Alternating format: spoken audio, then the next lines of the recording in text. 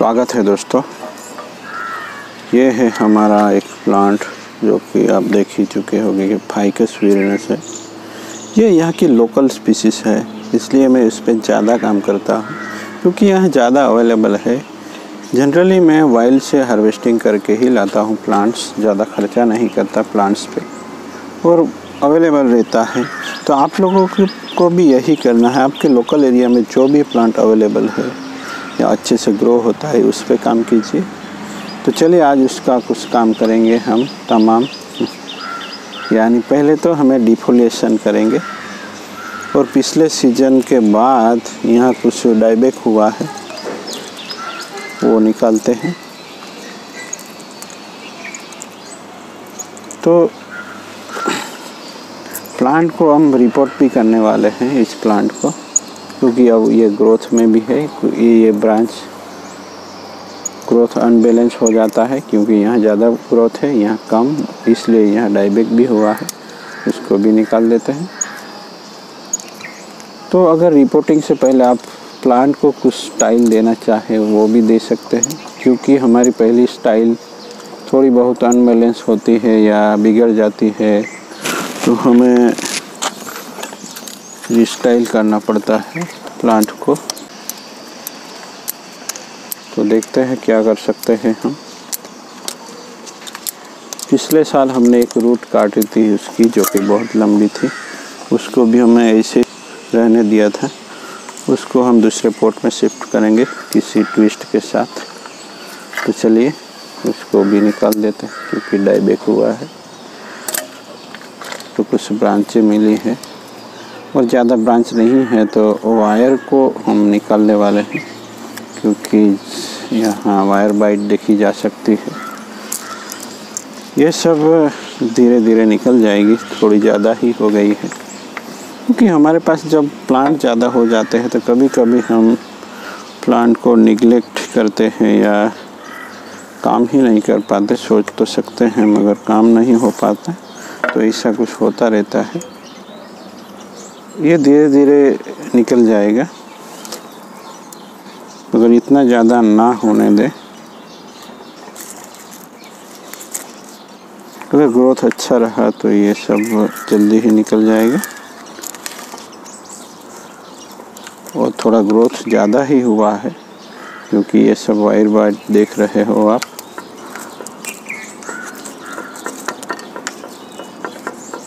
और ये जो नया मैनर में ये रिपोर्ट किया गया है पिछले साल की वजह से उसमें क्या रिज़ल्ट मिला है वो भी देखेंगे।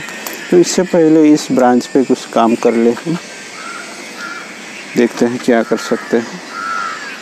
तो यहाँ ग्रोथ में अनबैलेंस है, यानी इस ब्रांच में न्यूट्रिशन नहीं जाएगा क्योंकि ये ऊपर हो गई है और ये इतनी ऊपर हो गई कि टॉप ब्रांच से भी ऊपर है, तो यहाँ भी न्यूट्रिशन में कमी होने लगेगी। इसलिए उसको हमें नीचा करना है पहले तो चलिए कुछ वायरिंग कर लेते हैं। तो पहले इन दो बड़ी ब्रांचों को देखते हैं।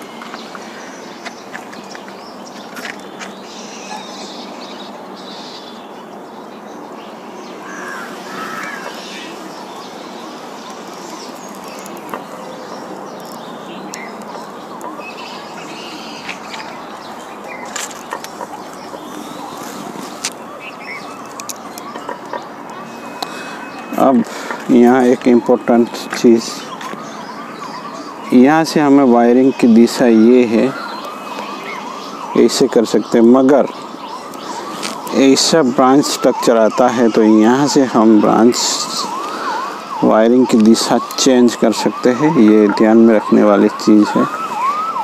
अगर आपको दूसरी डायरेक्शन में वायरिंग करनी है तो इस तरह से अगर ब्रांच आती है तो वहाँ से हम डायरेक्शन चेंज कर सकते हैं। दोस्तों यहाँ ब्रेक हुआ था पिछले साल,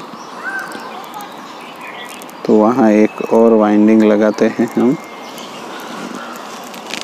और आगे चलते हैं।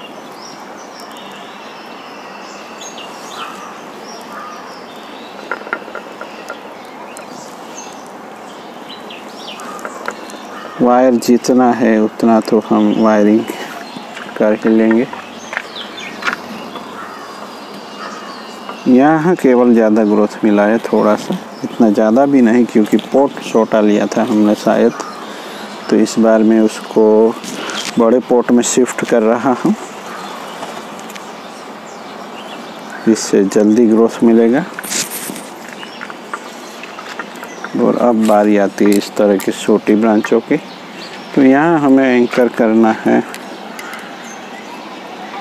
यहाँ जैसा वाइंडिंग लिया है उसी के हिसाब से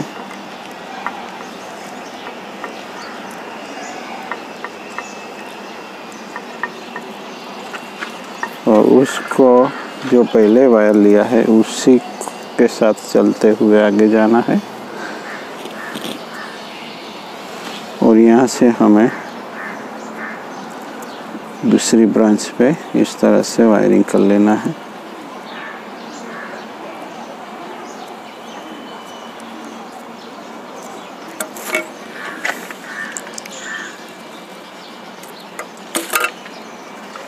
ये वायर कटर नहीं था, मगर छोटा वायर हो तो ऐसा कटिंग हम कर सकते हैं।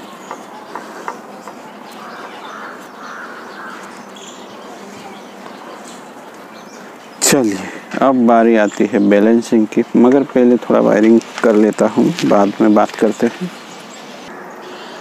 चलिए वायरिंग तो हो गया है, अब बारी आती है इन सब को बैलेंस करने की, क्योंकि यह बड़ा ही अनबैलेंस है, क्योंकि सारा न्यूट्रिशन यही ले रहा है, तो हमें कुछ नहीं करना, उसको नीचे झुका देना है इस तरह से। और उसको कुछ प्लेसमेंट कर देते हैं, ट्विस्टिंग एंड बेंडिंग करते हुए।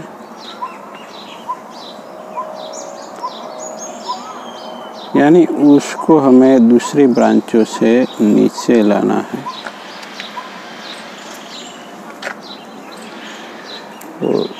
सॉरी, यहाँ से ये निकल गया है, पहले भी टूटा हुआ था थोड़ा, मगर हमें यहाँ तुरंत ही कुछ बांध लेते हैं वायर को। इस तरह से पहले भी हुआ था, तो तब मैंने उसको ज़्यादा छेड़ा नहीं था, तो वो यहाँ से सरवाइव हो गया है। यहाँ एक वायर थोड़ा बांध लेना होता है, तो ये प्रेशर में रहेगा और जल्दी ही हीलिंग हो जाएगा।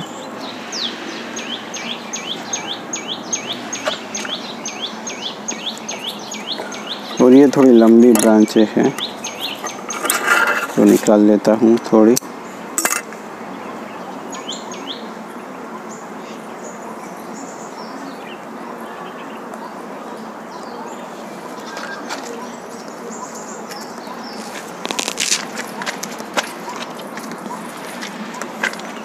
अब यहाँ से उधर तो नहीं ला सकते, तो उसको बैक में ले जाते हैं थोड़ा।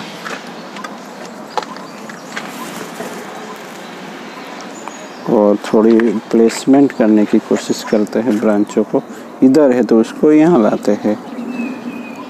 तो वायरिंग के बाद यही है दोस्तों, ट्विस्टिंग करते करते हमें ब्रांचों को प्लेस करना है। ये हो गई,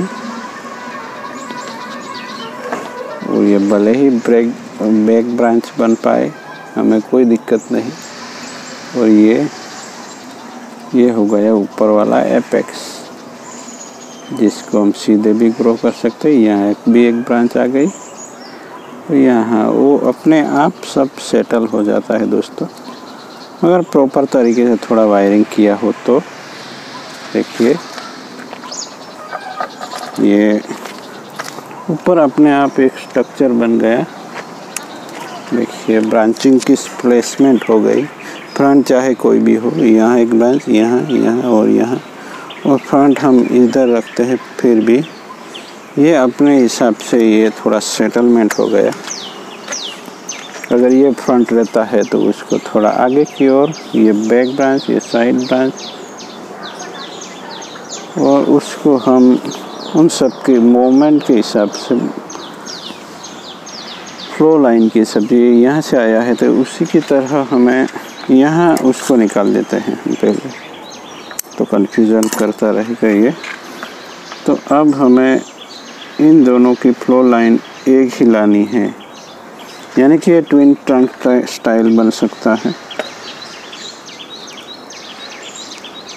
ब्रांचों की प्लेसमेंट तो होती रहेगी, बाद में भी कर सकते हैं। और यहाँ एक ही जगह से 2 ब्रांच है और उसका दुष्प्रभाव क्या होता है वो भी हम जानेंगे अपडेट में। एक ही जगह से 2 ब्रांच है तो क्या होता है। तो इस तरह से कोई अनयूजुअल सी स्टाइल बन गई है हमारी। देखिए ट्विन ट्रंक, यहाँ एक दूसरा ट्रंक है तो, और ये है हमारा प्लांट रेडी। कुछ ब्रांचों की प्लेसमेंट हुई है। अगर बैलेंस के लिए हमें यहाँ थोड़ी गैप लग रही है तो उसको हम उधर ले लेते हैं और इस ब्रांच को इस तरह से प्लेस की है। तो इस तरह से हम एक ट्रेडिशनली प्लांट का एक ट्रायगोनल शेप भी हमें मिल गया।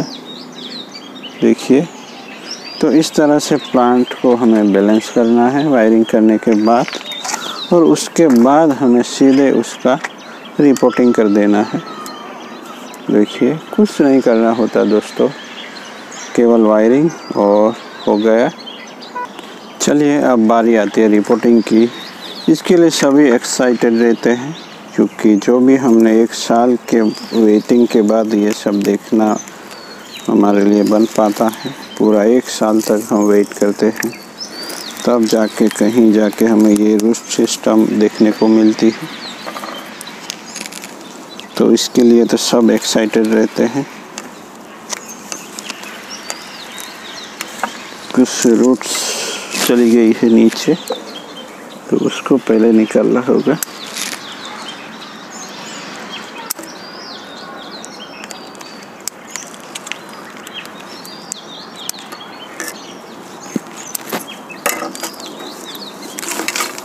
चलिए, ये निकल आया है। तो चलिए ऑब्जर्व करते हैं क्या है उसमें ख़ास बात।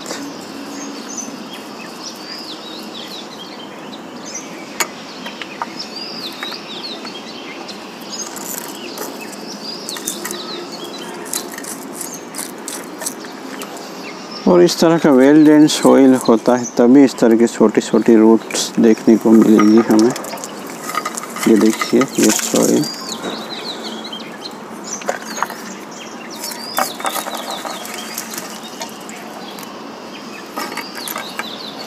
चलिए ये रूट्स निकाल लेते हैं।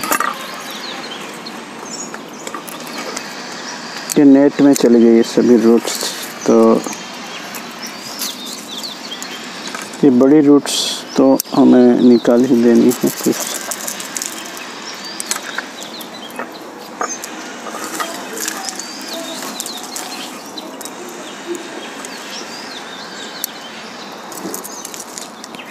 देखिए, इस तरह से छोटी छोटी रूट्स प्रोड्यूस होने लगती है जब हम इस तरह से अच्छी वेल ड्रेन सॉइल इस्तेमाल करते हैं दोस्तों। तो ये है हमारी रूट सिस्टम और मैं खुश हूँ क्योंकि इतनी छोटी छोटी रूट्स आई है। कम है मगर ये इस बार मैं उसको अच्छा सॉइल मिक्स दे रहा हूँ, उससे भी थोड़ा ज़्यादा, क्योंकि पिछले साल थोड़ी बहुत मैंने मिट्टी भी इस्तेमाल की होगी। तो इस प्लांट को दूसरे अटैच करता हूँ, दूसरे किसी चीज़ के साथ हम यूज़ करेंगे। तो उसको अब थोड़ा साइड पे रखेंगे। तो उसके लिए मैंने एक पॉट पहले ही तैयार करके रखा है इस प्लांट के लिए, और ज़्यादा देर ना करते हुए हमें उसको पॉट दे देना है। और हो सके तो आपके पास स्प्रे पंप है तो पानी को, क्योंकि ये भीगा हुआ नहीं होता, मॉइस्चर वाला होता है। जब हम पॉट से निकालते हैं तो मॉइस्चर जल्दी ही सूख जाता है, तो दिक्कत हो सकती है। तो चलिए प्लांट को अटैच कर देते हैं।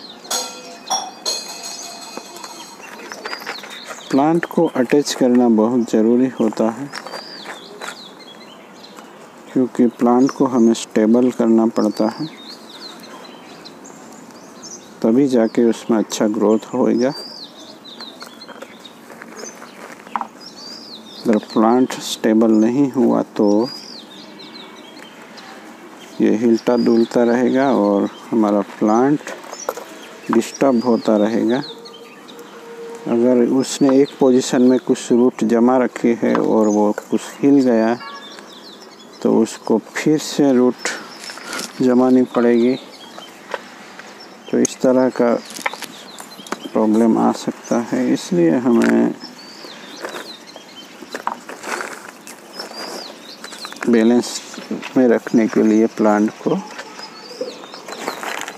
अटैच करना पड़ता है। और जब भी हम इस तरह का रिपोर्टिंग करते हैं तो हो सके तो रूट्स की अरेंजमेंट करनी होती है, क्योंकि हमें चाहिए होते हैं रेडियल रूट्स। तो कुछ रूट इधर उधर हैं तो उसको हमें एक लाइन में लाके सभी दिशाओं में फैलाने होते हैं और उसको थोड़ा सीधा रहे, इसलिए मैं यहाँ एक छोटा सा रोक रख रहा हूँ। और चलिए अब रेडी है। ये एक्सेस वायर को हम यहाँ लपेट लेते हैं।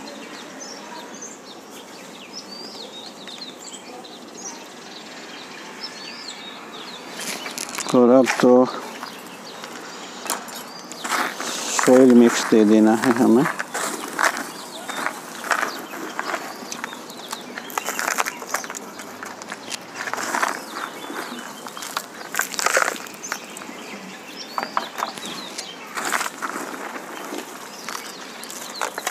ब्रिक बाइट वाला सॉइल मिक्स से मेरा एक्सपीरियंस अच्छा रहा पिछले साल और अच्छा ग्रोथ मिला है कुछ प्लांट में तो बहुत ही अच्छा।